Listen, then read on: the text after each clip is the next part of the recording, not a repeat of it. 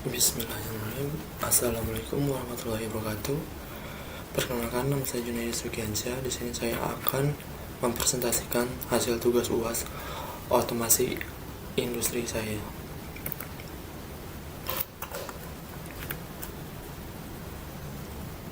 Tentang jurnal teknik dan teknologi. Tinjauan tentang sistem otomasi. Abstrak. Prospek untuk membangun sistem dan aplikasi industri yang kuat di bidang RFID, perangkat seluler, dan sensor nirkabel, Internet of Things atau dalam kurung IoT, telah disediakan di tahun-tahun yang sangat modern. Banyak aplikasi IoT semakin dikembangkan dan digunakan dalam kehidupan kita sehari-hari. Pengendalian dan pemantauan memainkan peran utama sekarang. Dengan menggunakan teknologi canggih, kami dapat memantau dan mengontrol semuanya. 1. Perkenalan. Di ujung jari kita dapat mengakses sejumlah besar data dengan sentuhan tombol. Semua orang mencoba untuk mendapatkan sistem sederhana namun efektif yang dapat mengontrol mesin mereka untuk tujuan kenyamanan. Orang-orang juga cenderung menggunakan sistem yang sangat aman untuk mengendalikan mesin mereka dari perangkat pintar, apapun menggunakan internet multiguna sebagai sarana teknologi yang membantu kami mewujudkan impian mengendalikan mesin dikenal dengan IoT. IoT adalah teknologi di mana objek yang akan dikendalikan dibentuk menjadi jaringan yang dimuat di dalam dengan elektronik, sensor, perangkat lunak, dan konektivitas yang membantu kita bertukar informasi antara jaringan dan mesin fisik untuk meningkatkan nilai produk dan kualitas layanan untuk produk. Nah, dengan sistem tertanam juga mudah untuk mengidentifikasikan dan memisahkan bagian yang rusak dari bagian yang kondisinya baik, yang membantu meningkatkan reputasi pabrika. Revolusi besar dunia berikutnya adalah digitalisasi, komersialisasi berbagai modul atau produk Internet of Things, mengontrol dan memantau dan parameter dari mana saja dimungkinkan karena semuanya terkait dengan internet. Teknologi paling ramai saat ini yang berdiri mengapit perangkat yang didapat dikarenakan dan robotika adalah Internet of Things atau dalam kurung IoT. Proses utama pengembangan PCB adalah ESTA. Di mesin ESTA akan ada papan nozzle di mana solusi ESTA didistribusikan. Solusi ESTA hadir dalam mesin reticulated dengan menggunakan pompa. Pengendalian laju ESTA dan laju produksi dapat dicapai dengan mengendalikan nozzle. Komposisi larutan ESTA dan komposisi ESTA dibutuhkan lebih banyak waktu produksi jika solusi ESTA berada pada suhu kamar. Jadi, untuk mempercepat laju produksi dipanaskan hingga suhu 35-40 derajat Celcius. Pada suhu yang lebih tinggi, kinerja ESTA menurun sehingga perlu dilakukan pengolahan suhu pelarut. Nah, yang kedua, tinjauan literatur. Kemal Akaya @al mensurvei kerangka kerja yang sudah ada di dalam teknologi data multimodal yang diterapkan pada penggunaan komersial cerdas. Mereka mencoba menekankan peran pekerjaan masa depan pada optik khusus. Ini melalui makalah mereka. Mereka memperoleh data melalui berbagai perangkat IoT seperti tag RFID, kamera pengintai, sensor suhu, dan kelembaban, dan yang sudah digunakan di gedung komersial pintar, dan mencoba menggunakan data itu untuk penelitian mereka dalam menentukan tingkat hunian dan informasi yang lain yang diperlukan. Untuk Lidaku @al meninjau tren terbaru yang terjadi di padang rumput IoT dan mempelajari tentang teknologi baru yang memungkinkan pengembangan IoT dalam aplikasi industri rumah. Mereka juga telah membuat daftar kemungkinan tentang tantangan yang dihadapi teknologi baru ini. Secara ringkas, makalah ini diberikan kontribusi dalam meringkas keadaan saat ini bidang teknologi baru IoT di industri yang berbeda dan aplikasi lain secara sistematis. Andrea Zanella, DKK, memfokuskan perhatian mereka pada penggunaan teknologi IoT untuk lingkungan perkotaan. Ini adalah kategori sistem IoT yang sangat luas. Mereka mencoba untuk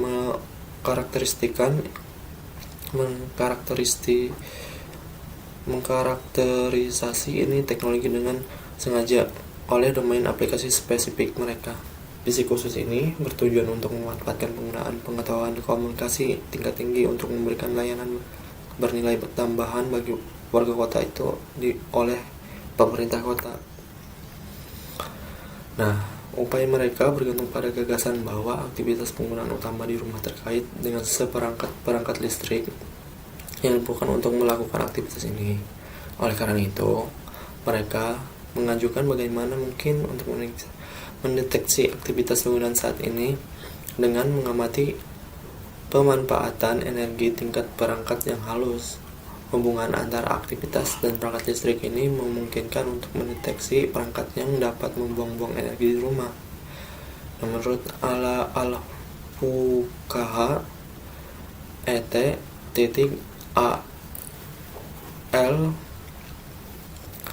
menyajikan ringkasan IoT dengan keunggulan pada teknologi yang memungkinkan protokol dan masalah aplikasi. IoT diaktifkan oleh peningkatan terbaru dalam RFID, sensor pintar, teknologi komunikasi, dan protokol internet. Ide dasarnya adalah agar sensor pintar bekerjasama secara langsung tanpa terlibat manusia untuk menyampaikan kelas fungsi baru.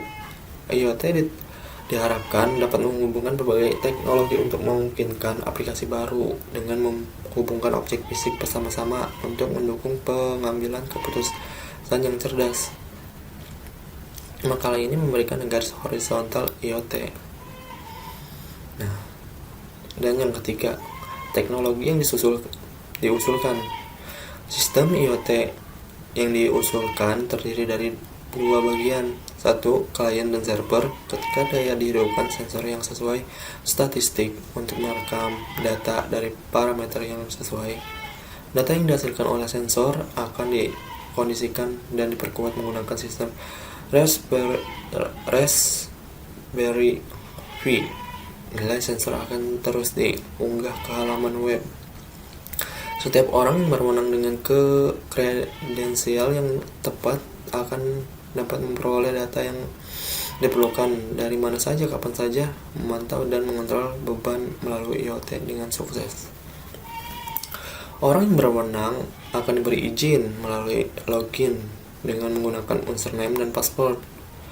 Berbagai jenis sensor seperti sensor arus, sensor tegangan, sensor suhu, sensor Raspberry Pi akan digunakan untuk mewujudkan sistem.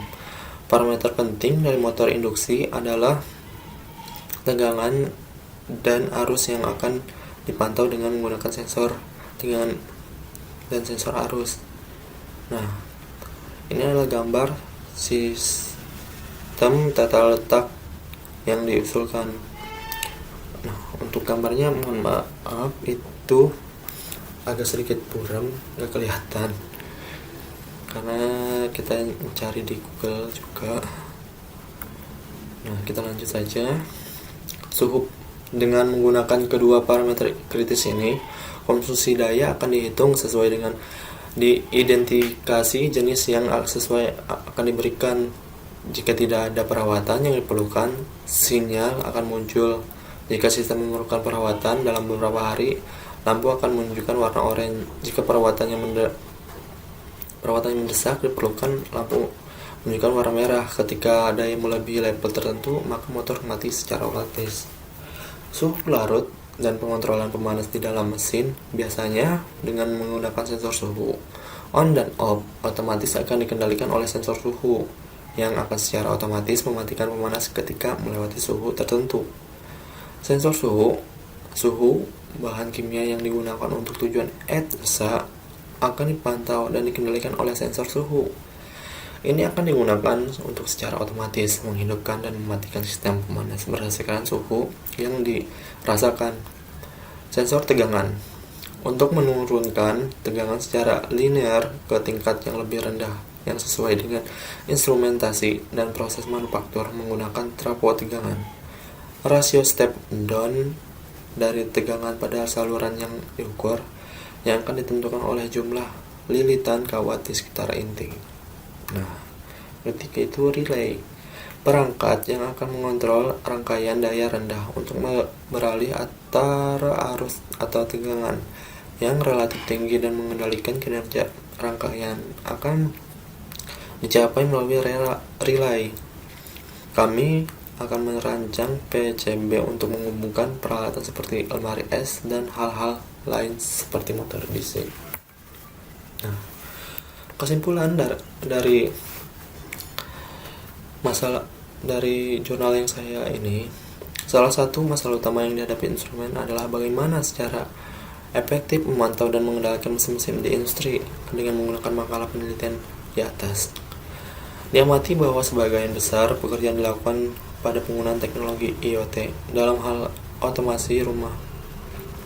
Sistem IoT untuk mengontrol dan memantau proses ETSA pembuatan PCB telah berhasil diusulkan berdasarkan literatur sebelumnya. Bentuk literatur, beberapa parameter yang akan digunakan untuk industri mencoba untuk mengusulkan otomatisasi berguna untuk industri. Nah, sekian dari penjelasan saya, kurang lebihnya mohon maaf, dan apabila banyak